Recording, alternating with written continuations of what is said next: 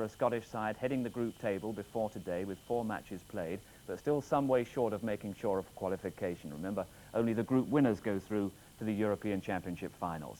San Marino, the tiny principality in the north of Italy, should not have provided any real opposition for the Scots, but here's Gerald Sinstadt. Picturesque settings provides the background for a hiding-to-nothing encounter for Scotland. Newcomers to international football only 5 years ago, San Marino's lineup tonight lacks their only player with any pretensions. Bonini, who plays for Bologna, is injured. So they have 3 players from the Italian 5th division, 3 from the 6th division. The remainder all play for the same club here in San Marino. But it hasn't all been roses for Andy Roxburgh. He's left a number of probable first choices behind in Scotland, and 2 who did travel, McLeish and McStay, haven't been able to prove themselves fit. Maurice Malpas will play in the centre of defence. Brian McClare will support Gordon Dury and Kevin Gallagher as the front runners. Tonight's referee comes from Albania, Monsieur Kaimi, and thereby hangs something of a tale, because this time last night nobody knew where on earth he was. The San Marinan officials were a bit concerned about it, but he's turned up here with his 2 linesmen today. Scotland unveiling their new away strip in the white with the red decorations. San Marino all in blue. Header away was by Canty. Pitch in very good conditions. Already San Marino under pressure, putting 10 men back. Stuart McCall, Benedettini, the goalkeeper for San Marino. McPherson with that tremendous height advantage.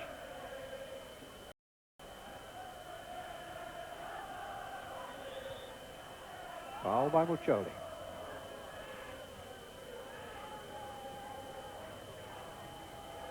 Strachan. McKimmie. What on earth was that? Well, that's an indication of the lack of experience of this side. Zanotti's diving header, completely unnecessary, given Scotland a quite unearned corner kick, which Strachan will take. And is that over the line? Cleared off. And disappointment for Scotland. Keeper, I think, just got his hands to it.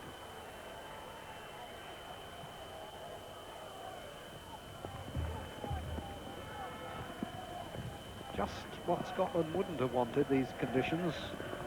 The rain is anything unfamiliar to them, but they've got problems enough here. A side that ought to be easy to beat, but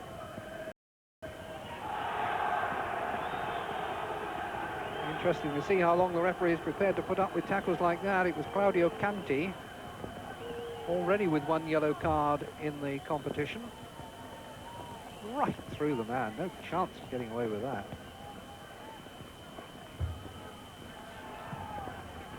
Keeper didn't hold it.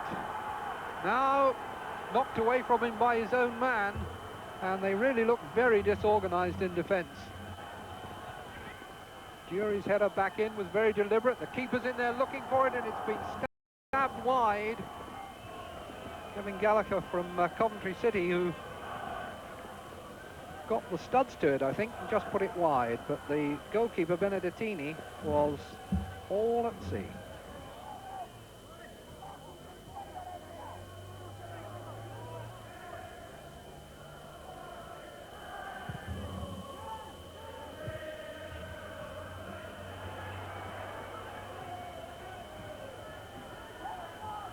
Strachan.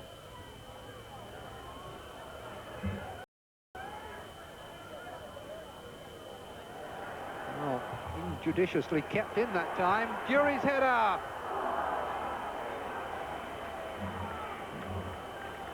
Ball kept in by the San Marino defender, fell in the end to the advantage of Strachan. His cross was struck well. Dury's header wasn't on target. Person. Nice little touch from McClare for McAllister. Now he's got some room. And a good save this time from Benedettini from McAllister's left foot. Here's Ciccoli trying to sort it out for San Marino, and he's earned them a breathing space by giving away the throw-in. But Benedettini had come to the edge of his 6-yard area and maybe beyond to fist away as he's 2 or 3 yards outside, stood up well and punched away the shot from McAllister.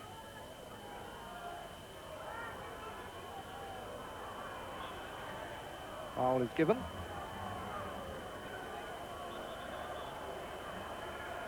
The 10th foul for which San Marino have been penalised.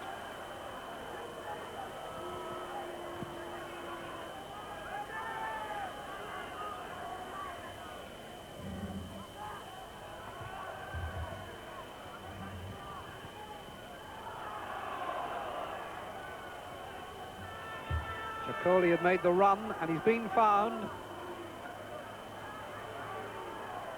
and there's a Matza in the middle. Oh, that's a good check back.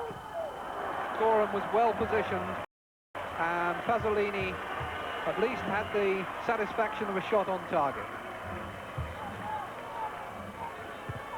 Most of his attacks had come down the left, basically a left-footed player, so when he found himself free on the right, was able to check back, wrong foot the defender, and the left foot shot into the waist of Andy Gorham.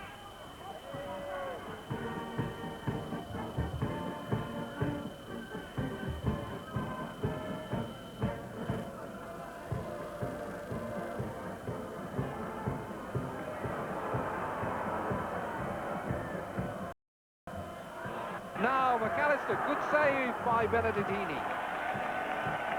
Crossed that time, dropped right on McAllister's head, got over it and down. Benedettini was behind it. McAllister, good header, 2 fists from Benedettini.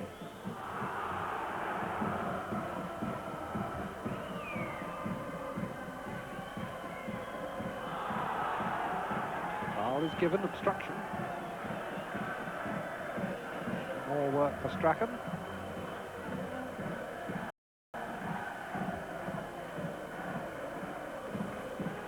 Kimmy, the other Scottish player in the picture, but Strachan will take it.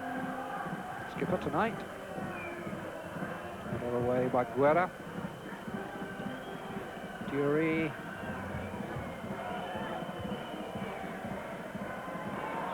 No offside flag. Wouldn't come down for McAllister when he needed it. Dury puts it back in. And they're having trouble getting it away. That was, in the end, Muccioli who cleared it. But it did seem as though Scotland paused for a moment, expecting an offside flag, and it didn't come.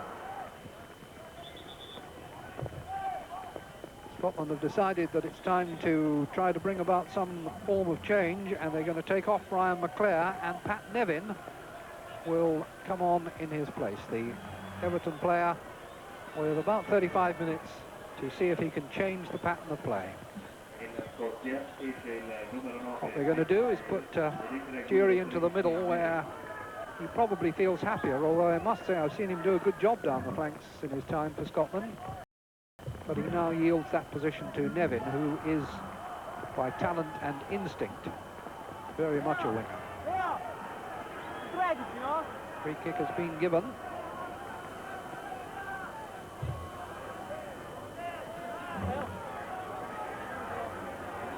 And the substitute waiting to come on for San Marino is Toccacelli, a defender. Ryan's been trying to wave the 2-man wall back. And that's a corner. And an opportunity for the substitution. If the referee's attention can be attracted. Player to come off is Zanotti, who was cautioned in the first half. Toccacelli, 23 years old, plays in the local 3rd division in San Marino.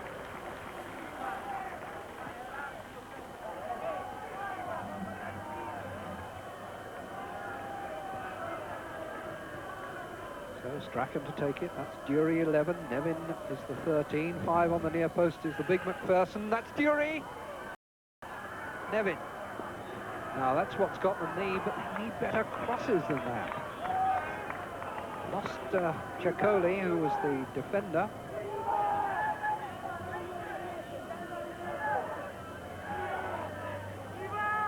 The attendance tonight is something of an improvement on San Marino's last international, which drew something around 500 people. Tonight, 3,512, paying more than 43 million lira. Sounds quite a lot of money until you translate it into just over 20,000 pounds. Malpas.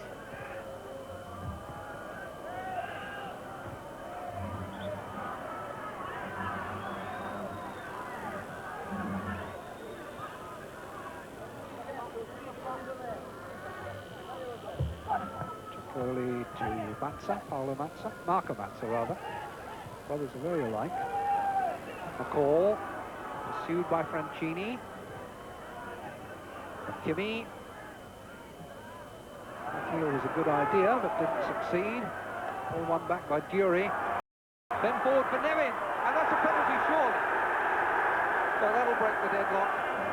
Toccacelli, the substitute, his first real contribution is to bring down the Scotland substitute, Pat Nevin, and give away a penalty which will relieve a lot of Scottish minds.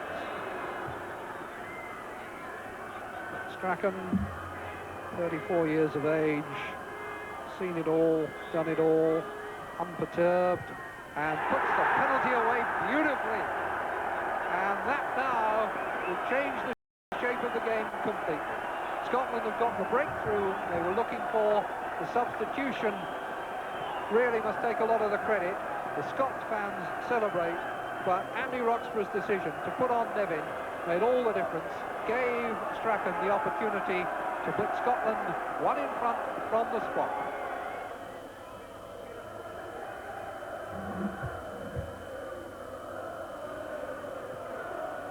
Good turn. Away by Gobby. Dury. Got to the line, got the corner.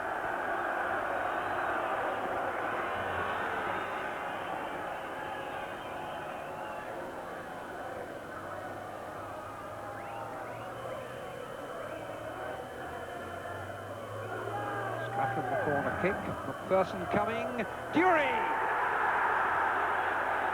Second goal, and now Scotland can relax and begin to think about their goal difference. It's an entirely different game now. They've had corners in the first half and failed to take advantage. This time, Strachan delivered, and so did Dury. What a beautiful header. They're claiming that Ciccoli got it off the line before it had crossed. Oh, it was with his hand. The referee not disposed to give a penalty, accepted that that was over the line.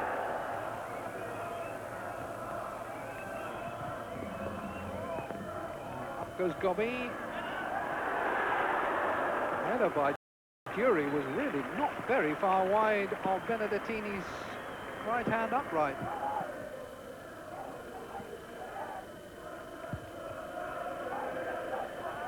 Very good header from Dury. Benedettini was worried. Well, it finished 2-0. Scotland win, but not very impressively. One other result from Group 2 tonight. Bulgaria 2, Switzerland 3. The Swiss coming from 2-0 down. They scored twice in the last 5 minutes, and that was a bit of a surprise victory. And it sets the Swiss up as Scotland's main challengers in Group 2. Scotland's next game is in Switzerland in September. And Jimmy, how will they cope with that on tonight's form? Well, I hope. I must say it's decided me not to go to San Marino for my holidays. The natives are not that friendly, judging by that first tackle I saw, and I didn't like the look of the weather either. So Scotland did well to survive that lot, I think. Awkward game for them to play in, and no real test of how good they're going to be when they get against the more difficult sides. But the right substitution at the right time by Andy Roxburgh. It seems manager bashing is becoming the most popular sport in this country of ours, but he picked the right spot to make a change and decided the match, and I think they'll feel themselves lucky to get out of that place without any injuries. Indeed. But the other thing that surprised me, of course, was that the other side wanted to take the Scottish shirts. Don't like that pattern. Yes, not a great design, are they? But, weird. Glad to see the back of those, I'm sure. Okay, the Scots still on course. Now, Group